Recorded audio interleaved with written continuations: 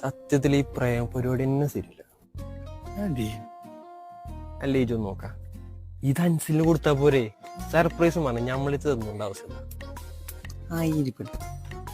എടാ ഈ ബർത്ത്ഡേ അത് ഇതെന്നൊക്കെ പറഞ്ഞ ഓരോ ഗിഫ്റ്റും അതിന്റെ ഒക്കെ ആവശ്യം എന്താ? അതിന്റെ പ്രേമത്തിനെ കുറിച്ചൊക്കെ അറിയണം. അറിഞ്ഞിക്കണോ?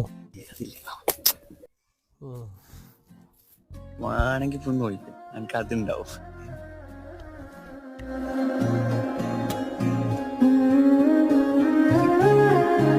പ്രിയ,